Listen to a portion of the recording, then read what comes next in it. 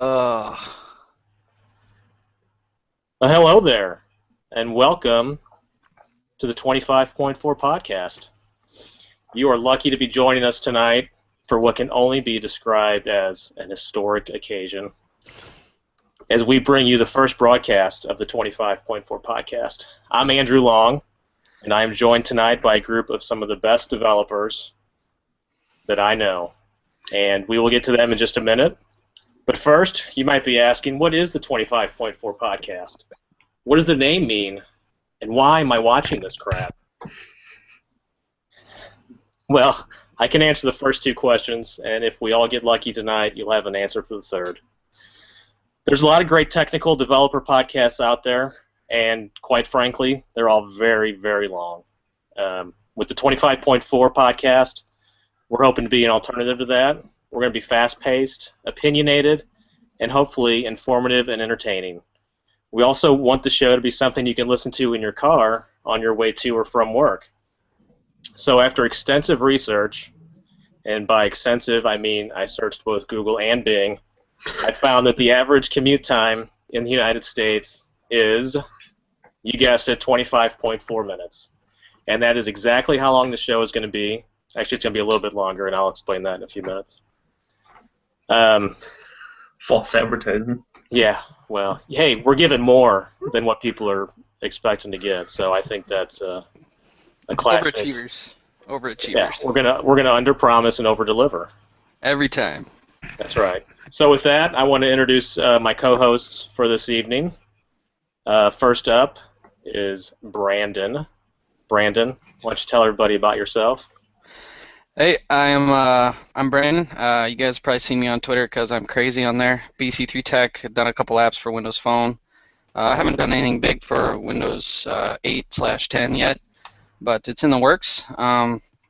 Just kind of a tech geek, Windows Phone enthusiast, .NET developer by day, and Windows Phone hobbyist by night, and cynical asshole. So that will be me on the show, and I will hold up that end of the bargain. So. And that's really what you're best at, so that's what we're Yeah. looking forward to. Yeah, forget development. I'm just going to be a dick every time.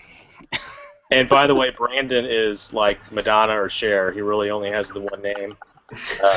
I've known him since, like, May or June, I think. I've known you guys, and I don't even know Brandon's last name. So Yeah, very very few people are clued into that elite piece of information. So if you know it, consider yourself one of the few and the proud. yeah, yeah. And my other co-host for tonight is Tim. Hi, Tim. How are you? Howdy. Good. Dandy. Phenomenal. Tim, Tim Gabriel, very similar sentiments as Brandon. Windows Phone enthusiast. Haven't done any Windows 8 development. Have my Windows Phone apps, as everyone does. Plenty of hopping at night. Azure, Windows Phone, Windows 8, .NET, anything. If it doesn't run on .NET, it sucks. Yeah, same stuff. I'm not going to be as big of an asshole as Brandon. You'll find me very dry and sarcastic, and there you go. All right. And I am, again, Andrew Long. And I've been a developer on the Microsoft stack since the late 90s, 96, 97, somewhere around there. I started out when these guys were still in diapers. Yes.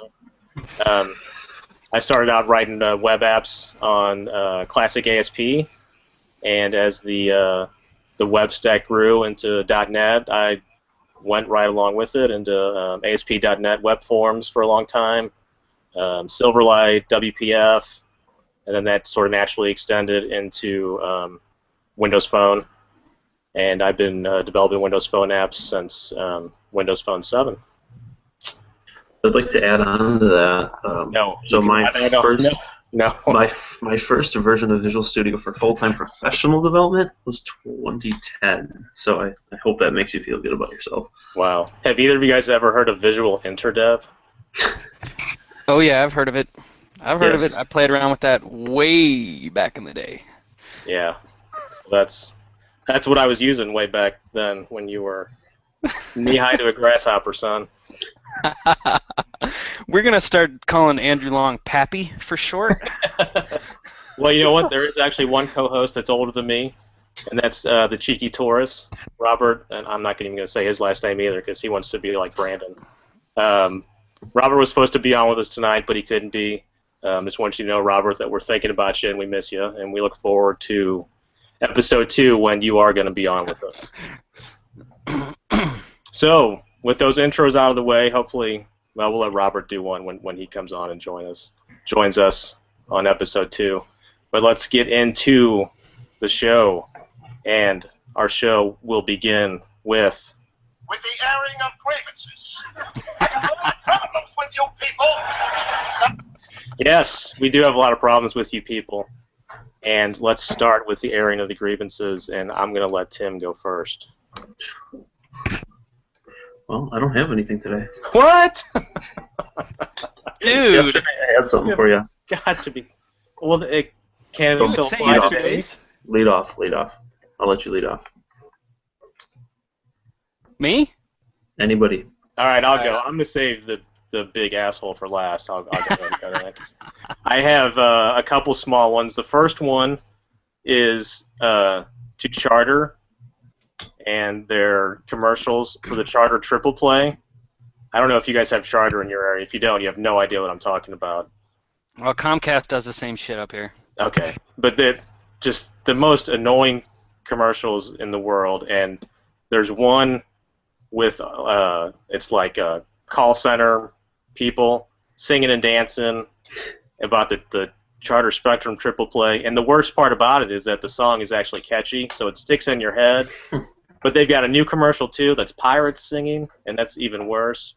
So that gets my first one. The second one just goes out to Microsoft in general for really, they're just killing Windows Phone. They're killing it, and it's not, it's not any one thing that they're doing that's killing it. A lot of people will say that, releasing all the cross-platform apps to Android and iOS is doing it, but that's really not it. In my opinion, the biggest thing is just letting the hardware kind of die. There hasn't been a new flagship Windows Phone device, at least in a year or two. And to me, I think that's what's killing it. Tom Warren wrote an article today on The Verge about why he's left Windows Phone, or not left, really, but he's using an iPhone 6 now as his daily driver. And I felt like he was reaching his meaty little British mitts right into my head and pulling the words out and putting them down on paper, because that was exactly how I felt as well. So those are my grievances. Brandon, what do you got? Yeah, so my grievance today is probably the couple of articles that have come out over the past 48 hours, one from Ed Bott, one from The Verge dude about leaving Windows Phone. I think they're all speaking a whole lot of truth, and I couldn't agree with Andrew anymore about how Microsoft just seems to be dropping the ball with Windows Phone. And I'm hoping that WP10 does something, but come on, guys. 2010 was too late to market, and now we're 2015 that we're talking about Windows Phone 10. It seems like every day when I'm in the chat room with Andrew and Tim and Robert and a few other guys, every single day we end up starting up the same conversation again about what are they doing with Windows Phone, what is the plan here, and just today they bought Hockey App. Microsoft buys Hockey App. All right, that's great. Go to Hockey App's website and set up an account today. And you go to that website, you set up an account. What's the first thing they say? To register your device, open this website on iPhone, iPad, iPod Touch, or Android. And Microsoft just bought them. What the hell's going on? So that's my grievance for now. I'm gonna save some more for later. So I don't even know what Hockey App is. What is it anyway? Is it like a analytics type thing, or? It's more of like beta, getting beta submissions out, and also collecting analytics, crash analysis, crash reports, stuff like that. Yeah, it's really similar to, I think, so I was going to talk about it a little bit later, but it's basically, they're combining it with application insights. So they're going to basically offer application insights that we know within Visual Studio Online today to iOS, Android apps. Which doesn't work with Windows Phone Silverlight. Well, nothing should anyway. They do have a Windows Phone app. However, when you go to their site and you go to their clients app, they do have one, and it looks like when you try to download it, though, you need to download their company profile because it doesn't appear that they just developed a regular app. Don't really know anything about it, though.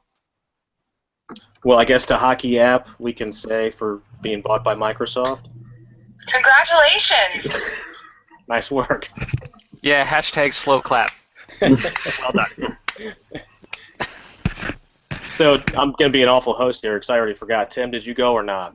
No, I do have one now. Okay. You inspired one. Lay it on us. So I'm sure you guys are all about that bass. Oh, yeah. Okay, there you go. So as catchy and terrible as the song is in the first place, we have a local dealership here who has decided to remake the song using all the tunes and everything to sell their cars. Thankfully, I haven't heard it today, so I can't recall it, but it is the most annoying and most catchy song that you want to stab your ears out to. Well, if you can find that on YouTube, we'll stick that on the show page, and Let's see if I can find it. I'll find the Charter commercials as well, and we'll get that on there. We'll get some nasty songs stuck in people's head, and I feel like I'm supposed to go out and find a commercial now to complain about. Sorry, guys. It's kind of dropped the ball on this. that's all right. It's all right. Next time. Hey, it's free form, man. Whatever makes you mad. All right. Anybody else want to spit anything out before we move on?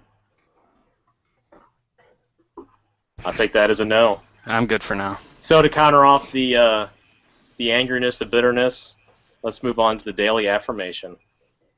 Because I'm good enough, I'm smart enough, and doggone it, people like me. That's right. We do like you, especially if you're watching live. Yeah, right? I am So- sorry that your night was that empty. That's a good point. Well, my affirmation actually is back to Microsoft as well. For today, they released some of the MSN apps for iOS, and I think Android as well. So, like I said earlier, I don't think that's what's killing Windows Phone. I think that's actually a really good thing that they're embracing all the platforms like that. Clearly, that's their future because clearly they're not winning the hardware game. So I think they've got their sights firmly set on the services side of things, and in many ways, I think they've got the best, most well-rounded offerings out there. That's mine. Tim, are you prepared this time? I kind of want to extend on that. As terrible as it is to see all those apps on all platforms, it's not entirely a bad thing because, a year ago, Microsoft was away in this little corner doing their thing that nobody knew anything about. So I think I saw a stat today that they have 49 apps that they've released for iOS/Android and 48 for Windows Phone, which is pretty sad, but on the other end of it, it's not necessarily a bad thing. I think it gets more people accustomed to the name Microsoft. Whereas a year ago, Microsoft was that name, that stigma, the bad name, the bad thing, the evil giant. So I think if they can try and make it more of a common household name, for your average people. Maybe they need to do a rebranding Never say that. Never for say that Microsoft. It Never wouldn't say be that that big of an undertaking at all, right? If they can Put get some rid of catchy name. dubstep, Come up with a catchy name that doesn't have any vowels in it, and I think they'd be set. Yeah, maybe a new look and feel. Could we talk about some look and feel here? Oh, absolutely. God, never say that word again. What, rebranding? Rebranding. I hit a nerve. I think you did. God.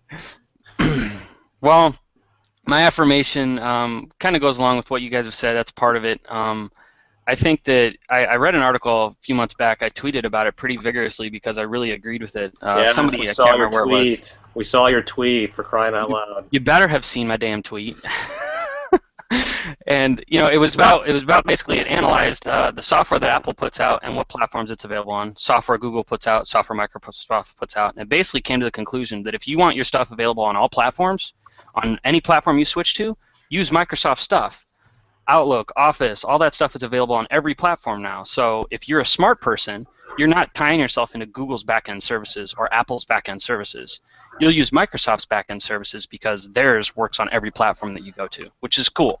And I think that's kind of what Tim's point was. You know, it gets the word out, and it gets people to start using those backend things. As much as us as developers would like to see the front end things used, we got to remember that the money's got to come from somewhere, and those backend services are probably going to pay a huge chunk of it. So to get completely off topic of those things, my daily affirmation today was I saw that the Pirate Bay has now moved to a Costa Rica top-level domain, which basically means they are now the technical Pirates of the Caribbean. I thought that was pretty hilarious when I read that today on Twitter. So it's piratebay.cr now, just in case any of you like to use torrents. Also, last night I managed to get a custom build controller on an Azure VM wired into my Visual Studio Online account so that I could install all the SDKs. Nice. So that I could install all the SDKs that aren't available on the hosted servers from Visual Studio Online. I plan on writing a blog post about that. It was pretty badass. It took a while, but I figured it out, and it's pretty cool now. So I get my continuous integration with all my SDKs that works for all my apps now. And I think Andrew and I are still wondering why you're doing that, since you can't auto-integrate with the store anyway. The question, okay, so the question isn't why, guys. The question is why not, okay? Because it took a lot of time, as you just said. Yeah, but I get a blog post and I get to talk about it like I actually know something. Well, we know better. By the way, right, as most people are going to I have a new daily affirmation for all of us. And I have confirmation that there's at least one person watching live. Hey-oh! Wow. So that's virtual beer for that person. Vernon, thank you for tuning in. That was like 2 or 3 minutes ago that I saw the tweet, so he might have changed his mind by now. Who knows? He likely has. All right, so let's move on to the next segment. My 7th grade social studies teacher, Mrs. Cagle, we used to call her... Cagle? Really? Wow. Hey, that's a whole new angle on it. I hadn't even thought of that. But we called her Cornbread Cagle. And, sometimes when she was talking, she'd get that little bit of solid white spittle on the side of her mouth, and sometimes if you were sitting in the front row, it might fly off and land right on your face. And what are you doing? Oh, that it's all sorts of nasty. I was a little young and immature then, but now looking back, I can realize just how hot that is. But anyway, she always wanted us to keep up with current events, and so in honor of Mrs. Cagle, who's probably no longer with us, I ask you all, what's news? How do we want to run this down? Kind of talked about a couple of them. Yeah. Well, I saw something pop up on my Cortana feed just a couple hours ago that I don't know which site it was that reports it because I don't go to windowscentral.com anymore, and neither should you. That's all I'll say about that. Windows Phone 10 is going to have exploding tiles on it, and it seems like people are kind of thinking that these are going to start to be widgets, akin to Android's widgets, where you'll be able to do more within a tile than just kind of the live tile scrolling data. So I'm kind of anxious to see what pops up with that. Microsoft started accepting Bitcoin today, so the 5 people that actually use Bitcoin to buy things go buy stuff from Microsoft now. Talk about the MSN thing. Those tiles again. I actually that would be phenomenal. One thing I've wanted to see, and we started to see a little bit of it with some APIs with lock screen, is give me music controls. So music controls are a bad example with what's already built in. But let me delete an email from my lock screen or from a tile, or let me file it away. I want to see some quick actions. So while being able to see the data is really awesome and has a huge advantage, obviously, against other platforms, there's also really quick things I want to be able to do. Like, I want to see a full tweet somewhere on my full screen without having to click into a toast, wait for the app to load the tweet then, and then finally go and respond or retweet or just do something. So if there's ways to kind of, similar to the widget concept, to be able to type in the text for a new to-do item that I have in my... I don't need to open the whole app and then open the page and enter it. I just want to have a quick means of doing that. Same thing with Yeah, text messages. it'll be really interesting to see what the API ends up looking like for that, because that could get crazy. But Yeah, I mean, if that's just totally open, so developers can sort of code whatever they want into their tiles, I think that would be just really, really cool. And I think the whole exploding tile, or whatever you want to call it, idea, the way it's being talked about now is going to be really good. The way it was talked about back with McLaren, and I'm going to touch on McLaren a little bit more here in a minute, with that sort of 3D touch thing. I think that would have been horrible if that had been released. I think it would have been seen as a complete gimmick and kind of akin to what Amazon did with their Fire Phone, and that's got other issues as well. But we've seen how Samsung that actually makes too, Windows Phone look like a blazing success. What's happened with the Fire Phone. Samsung does all that crap too, but you hear. But does anybody really use it though? Nobody uses it, but it's a bullet point to make it sound cool. Yeah. I heard somebody say a while back that Samsung just kind of comes up with shit, throws it at the wall, and just waits to see if it sticks. And supposedly McLaren got axed because they actually analyzed and figured out, none of this was all gimmickry. We're not going to do the phone. I don't agree with not doing the phone. I think a 3-carrier launch would be epic in the United States, especially if you have a flagship. But so it'd be really cool. I'm anxious to hear what you got to say about McLaren, Andrew. Yeah, well, and I agree with you on the phone. I mean, I think there surely would have been a way for them to release the phone without those software updates, but that's neither here nor there. There's been a lot of sort of speculation in the last couple of weeks with some photos that recently came to light. Originally it was rumored that these were photos of a successor to the 1020. I forget what people were calling it, 1120 or 1220 or something. I don't remember. I saw 1030 pop up at least 1030, once. that was it, yeah. But anyway, there's and then that was kind of debunked. I think Tom Warren kind of debunked that and was able to confirm that these were actually photos of the McLaren phone. And there's an article on Windows Central today. The headline is, "New photos emerge of canceled Nokia McLaren Windows Phone, compared to iPhone 6. And then as you read down through the article, there's a sentence that references Tom Warren's tweet. It says, "Previously it was thought that the photos revealed a possible Lumia 1020 successor. However, newer evidence has come forth to shoot down that assumption." And it shows a couple of the pictures, and the very next sentence says, "The big question remains, though, whether or not the device seen in this recent batch of photos is new or just a leftover prototype finally emerging." So it seems the article contradicts itself, I think, in several. And what site was this glorious article on? WindowsCentral.com. Oh, okay, all right. I'm just putting that out there. So if you read the article and you were confused and not sure, I think what you can take away from that is that these were in fact photos of the McLaren prototype and not a 1030. So that's all I wanted to say on that. Just in case anybody was confused, I'd clear that up for them. Tim, did you have anything else? Otherwise, I got one more. Go for it. I also saw.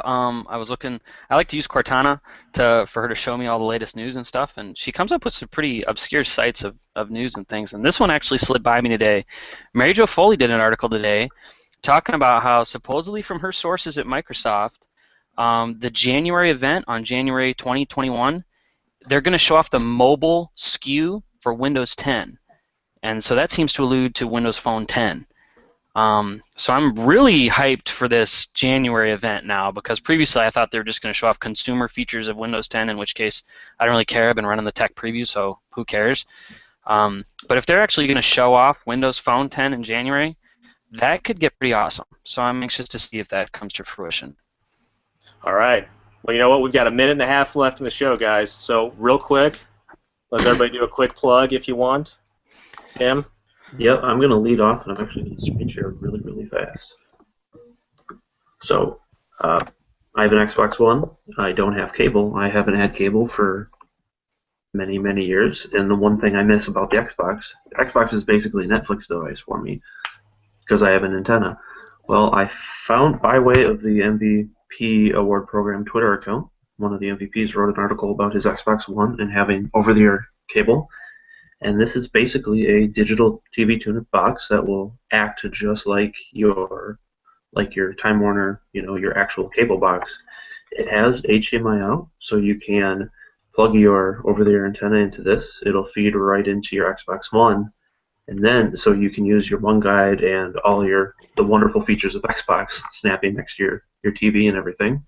And then you can actually plug a USB device to the front of this here, and you've got a full DVR. So all the benefits of a cable subscription without the cost. Awesome. Brandon. Dang, I didn't know we were going to be plugging gadgets. You plug yourself. Plug yourself. Yeah, I could see see how many viewers we get to watch this, and I'm gonna see if netitude.bc3tech.net, seen on the bottom of your screen, gets any more hits here. Let me see if I can line my finger up. There it is. That one right there. Yeah. Do that. So hit that up. I'll be doing a blog post on my Azure VM build controller thing here probably in the next few days. So. All right, cool. And me, I'm gonna plug. My blog, andrewlong.com. I've been spending some time lately messing with IBM Bluemix, which is their new cloud application platform. I've done a couple blog posts on there, and right now, actually, I've got a promo going. If you sign up for a free 1-month trial, shoot me the email address that you use to register. If you're one of the first 100 people to do that, you'll get a $10 Amazon gift card and be registered for a drawing for a $100 Amazon gift card. So go check that out at andrewlong.com. The podcast, if we're going to do at least one more show, and then we'll see what happens. 25.4.azurewebsites.net, or check us out at 25.4 podcast on Twitter, and we'll keep you updated on when that next show is going to hit. Thank you for making love and history with us tonight. And I have to apologize to Rudy Wynn. We ran out of time, but we will get you back on the show soon. I promise. Good night. Later, all.